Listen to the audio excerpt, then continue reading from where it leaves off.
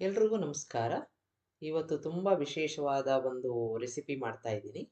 ಅತಿರಸ ಅಥವಾ ಅಪೂಪ, ಕಜ್ಜಾಯ ಅಂತ ಸಾಮಾನ್ಯವಾಗಿ ಹೇಳ್ತೀವಲ್ಲ, ಅಧಿಕ ಮಾಸದಲ್ಲಿ ತುಂಬ ವಿಶೇಷವಾಗಿ ಇದನ್ನು ಮಾಡ್ತಾರೆ. ಹೇಗೆ ಮಾಡೋದು ಅಂತ ನೋಡೋಣ.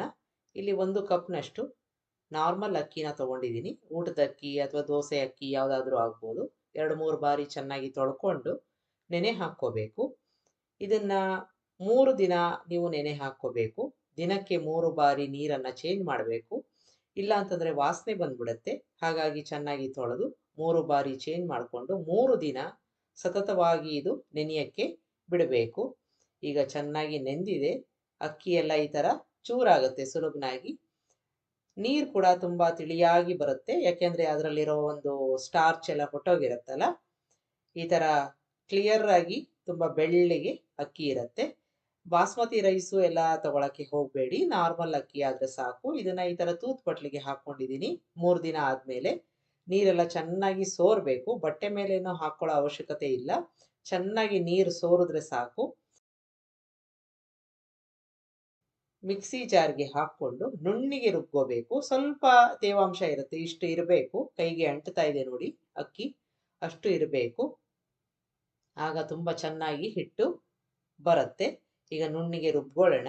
ಇದನ್ನ ತುಂಬ ನುಣ್ಣಿಗೆ ಆಗಬೇಕು ಅದು ಹಿಟ್ಟು. ಈಗ ಸಣ್ಣ ರಂಧ್ರ ಇರೋ ಒಂದು ಜರಡಿನ ತಗೊಂಡು ಅದಕ್ಕೆ ಈ ಹಿಟ್ಟನ್ನು ಹಾಕ್ಕೊಂಡು ಜರಡಿ ಆಡ್ಕೋಬೇಕು. ಒಳ್ಳೆ ನೈಸ್ ಆಗಿರೋ ಫೈನ್ ಆಗಿರೋ ಒಂದು ಹಿಟ್ಟು ಬರುತ್ತೆ. ಉಳಿದಿದ್ದ ಅಕ್ಕಿನ ಮತ್ತೆ ಮಿಕ್ಸಿ ಜಾರ್ಗೆ ಹಾಕ್ಕೊಂಡು ಪುಡಿ ಮಾಡ್ಕೊಂಡು ಹಾಕ್ಕೋಬೇಕು. ನೋಡಿ ಈ ಥರ ನುಣ್ಣಿಗೆ ತುಂಬ ನುಣುಪಾಗಿ ಇರೋ ಅಂಥ ಒಂದು ಹಿಟ್ಟು ರೆಡಿ ಆಯಿತು. 1 ಕಪ್ಪು ಅಕ್ಕಿಯಲ್ಲಿ ಮಾಡಿರೋ ಹಿಟ್ಟು ಇದು. ಇದಕ್ಕೆ ಈಗ ನಾವು ಬೆಲ್ಲನ ಹಾಕ್ಕೋಬೇಕು. ಒಳ್ಳೆ ಕ್ವಾಲಿಟಿ ಬೆಲ್ಲನ ತಗೊಳ್ಳಿ. ಸ್ವಲ್ಪ ಮೆತ್ತಗಿರಬೇಕು. ಈ ಥರ ನೀವು ತುರ್ಕೋಬೋದು, ಇಲ್ಲ ಪುಡಿ ಮಾಡ್ಕೋಬೋದು. ಮೆತ್ತಗಿದ್ದಷ್ಟು ತುಂಬ ಚೆನ್ನಾಗಿರುತ್ತೆ. ಎಲ್ಲೂ ಸಣ್ಣ ಸಣ್ಣ ಚೂರುಗಳು ಇರಬಾರ್ದು. 3/4 ಕಪ್‌ನಷ್ಟು ಹಾಕ್ಕೋತಾ ಇದ್ದೀನಿ. 1 ಕಪ್ಪು ಅಕ್ಕಿಗೆ 3/4 ಕಪ್‌ನಷ್ಟು ಸಿಹಿ ಸಾಕಾಗುತ್ತೆ. ಇದಕ್ಕಿಂತ ಹೆಚ್ಚಾಗಿ ಬೇಡ. ಯಾಕೆ ಅಂತಂದ್ರೆ ನಾವು ಕರೆದಾಗ ಅದೆಲ್ಲ ಮುರಿದೋಗುತ್ತೆ. ಈಗ ಅಕ್ಕಿ ಹಿಟ್ಟು ಮತ್ತೆ ಬೆಲ್ಲನ ಚೆನ್ನಾಗಿ ಮಿಕ್ಸ್ ಮಾಡ್ಕೋಬೇಕು. ಅಕ್ಕಿ ಹಿಟ್ಟಲ್ಲೂ ಸ್ವಲ್ಪ ತೇವಾಂಶ ಇರುತ್ತೆ, ಬೆಲ್ಲದಲ್ಲೂ ಇರುತ್ತೆ. ಹಾಗಾಗಿ ಇದನ್ನ ನಿಧಾನಕ್ಕೆ ಈ ಥರ ಬೆರೆಸ್ಕೋತಾ ಹೋಗಬೇಕು. ತುಪ್ಪ ಆಗಲಿ ಅಥವಾ ಹಾಲು, ನೀರು ಏನನ್ನೂ ಹಾಕಬಾರದು. ನಿಧಾನಕ್ಕೆ ಈ ಥರ ಕಲ್ಸ್ಕೋತಾ ಅದು ಒಂದು ಎಲ್ಲ ಒಟ್ಟಾಗಿ ಬರುತ್ತೆ. ನಾವು ಚಪಾತಿ ಹಿಟ್ಟಿಗೆ ಕಲ್ಸ್ಕೋತೀವಲ್ಲ ಆ ರೀತಿಯಾಗಿ ಚೆನ್ನಾಗಿ ನಾದಿ ತುಂಬಾ ಮೆತ್ತಗೆ ಇದನ್ನ ಕಲ್ಸ್ಕೋಬೇಕು. ಈಗ ನೋಡಿ ಒಂದಾಗ್ತಾ ಇದೆ. ಈ ತರ ಮೆತ್ತಗೆ ಆಗೋ ತನಕ ನಿಧಾನಕ್ಕೆ ಕಲ್ಸ್ಕೊಂಡಿದ್ದೀನಿ. ಹೀಗೆ ಚೆನ್ನಾಗಿ ನಾದಿ ಕಲ್ಸ್ಕೊಂಡಾಗ ತುಂಬ ಚೆನ್ನಾಗಿ ಬರುತ್ತೆ. ಆಮೇಲೆ ಅತಿರಸ ಈ ಥರ ಚೆನ್ನಾಗಿ ಕಲ್ಸ್ಕೊಂಡು ಇದನ್ನ ಮೆತ್ತಗಾಗಿದೆಯಾ ಅಂತ ನೋಡಿಕೊಂಡು ಎಲ್ಲೂ ಬಿರುಕ್ಬಿಟ್ಟಿಲ್ಲ, ತುಂಬ ಸಾಫ್ಟಾಗಿ ಆಗಿದೆ ಅಂತ ಆದರೆ ಇದನ್ನ ಒಂದು ಡಬ್ಬಿಯಲ್ಲಿ ಹಾಕಿ ಇಡೋಣ. ಈ ಹಿಟ್ಟನ್ನು ಕಡಿಮೆ ಅಂದರೂ 3 ದಿನ ಇಡಬೇಕು. ಅದಕ್ಕಿಂತ ಹೆಚ್ಚು ದಿನ ಬೇಕಾದರೂ ನೀವು ಇಟ್ಕೋಬಹುದು. ಈಗ 3 ದಿನ ಆದಮೇಲೆ ಸ್ವಲ್ಪ ಮೆತ್ತಗಾಗಿರುತ್ತೆ, ಚೆನ್ನಾಗಿ ಫರ್ಮೆಂಟ್ ಆಗಿರುತ್ತೆ. ಈಗ ನಾವು ಇದನ್ನ ಬಳಸ್ಬೋದು. ಕಜ್ಜಾಯ ಮಾಡ್ಕೊಳ್ಳೋಣ ಅಥವಾ ಅತಿರಸ ಮಾಡ್ಕೊಳ್ಳೋಣ. ಒಂದು ಬಟರ್ ಪೇಪರ್ ತಗೊಂಡಿದ್ದೀನಿ. ಅದಕ್ಕೆ ಸ್ವಲ್ಪ ತುಪ್ಪನ ಹಚ್ಕೋತಾ ಇದ್ದೀನಿ. ನೀವು ಯಾವುದಾದ್ರೂ ಪ್ಲಾಸ್ಟಿಕ್ಕು ಪೇಪರು ಅಥವಾ ಯಾವುದಾದ್ರೂ ತಗೋಬೋದು.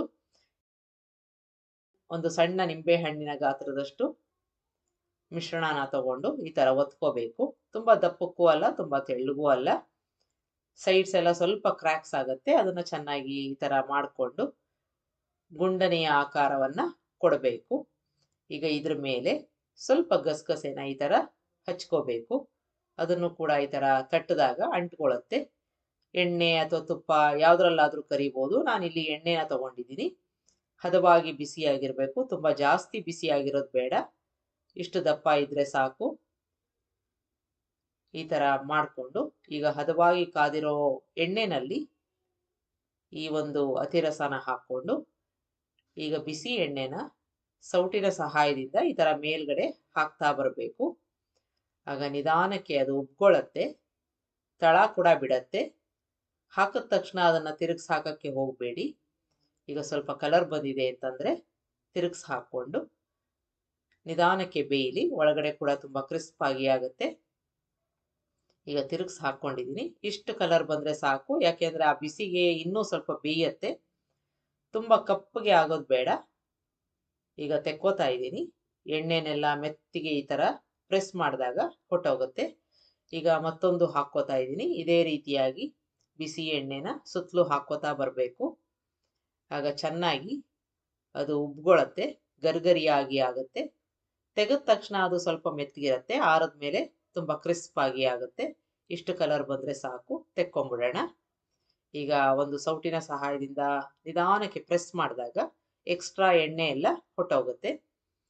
ಈಗ ಸ್ವಲ್ಪ ಆರಿದೆ ನೋಡಿ, ಗರಿಗರಿಯಾಗಿ ಪದರವಾಗಿ ಒಳಗಡೆ ಬಂದಿರುತ್ತೆ. ತುಂಬ ರುಚಿಯಾಗಿರುತ್ತೆ. ಒಂದ್ಸಲ ಮಾಡಿ ನೋಡಿ. ನಿಮಗೆ ರೆಸಿಪಿ ಇಷ್ಟ ಆದಲ್ಲಿ ಲೈಕ್ ಮಾಡಿ, ಶೇರ್ ಮಾಡಿ, ಕಮೆಂಟ್ ಮಾಡಿ, ನನ್ನ ಚಾನಲ್ಗೆ ಸಬ್ಸ್ಕ್ರೈಬ್ ಮಾಡಿ. ನಮಸ್ಕಾರ.